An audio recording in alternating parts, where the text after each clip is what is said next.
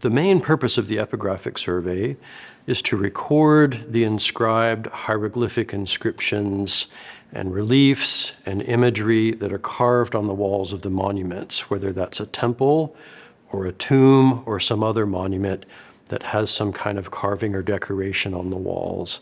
That is the focus of our documentation work. We are primarily there to make sure that that type of material is recorded and recorded in a very accurate way for the purposes of publication.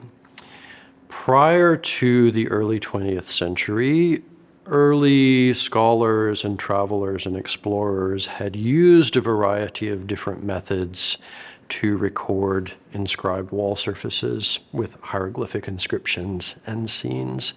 But none of these methods had given the level of accuracy that Professor Breasted was looking for. He began to experiment. Again, this is early in the 20th century, 1905, 1906, 1907, with the use of photography as a tool for epigraphic recording.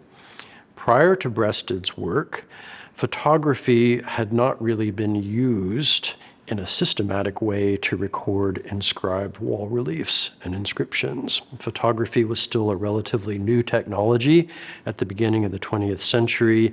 It had not been fully developed. It was still fairly cumbersome and sometimes unreliable to use. Breasted realized that photography was probably the answer to the question of how can we make accurate records of this vast corpus of inscribed material in Egypt. As Breasted was experimenting with the use of large format cameras to make photographic records of the wall reliefs, he began to realize that although the camera was a very useful tool for recording the inscriptions, it also had its limitations, in the sense that the camera, when you take a photograph of a wall surface, it sees everything.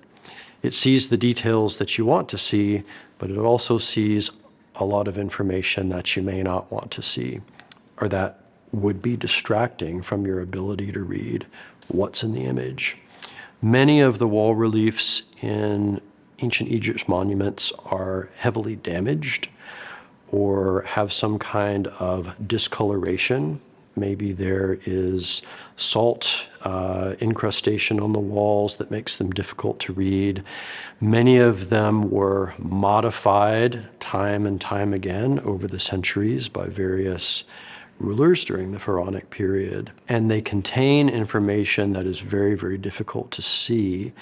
So the camera, by recording that information in one shot impartially, does not distinguish between these various types of information. It means that a photograph by itself is often not sufficient to record all of the information that's on the wall.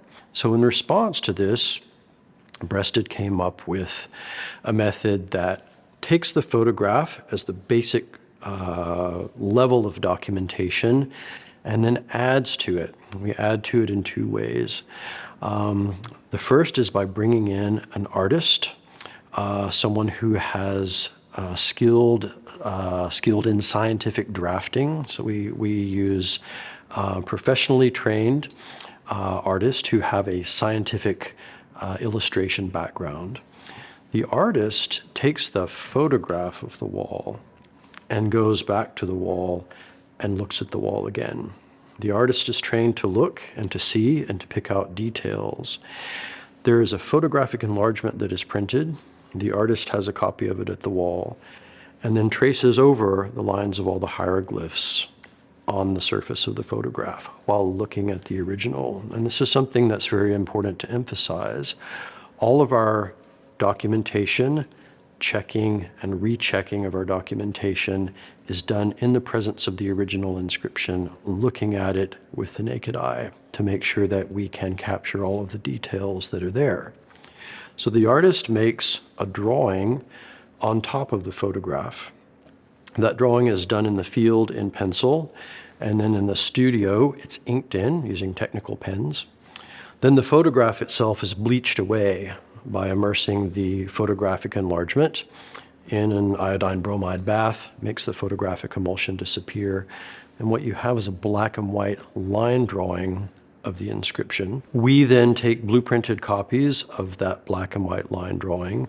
We give them to an Egyptologist, an epigrapher who is an expert in understanding the hieroglyphic language, who is knowledgeable about the history of the wall reliefs, the monuments, and the decoration.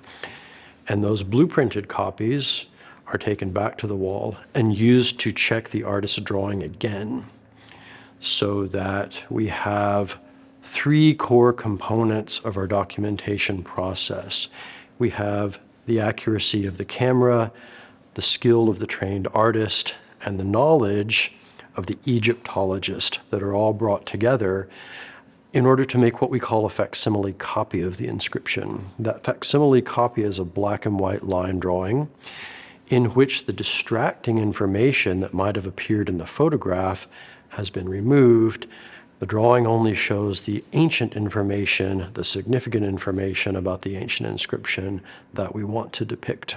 By combining the three components, the three skill sets of a variety of different people throughout the process, we create a record of the wall that is more accurate than any one person or any one technique by itself could create. And that's really the secret of what we call the Chicago House method, because the method has come to be known by the name of our now famous expedition facility in Luxor.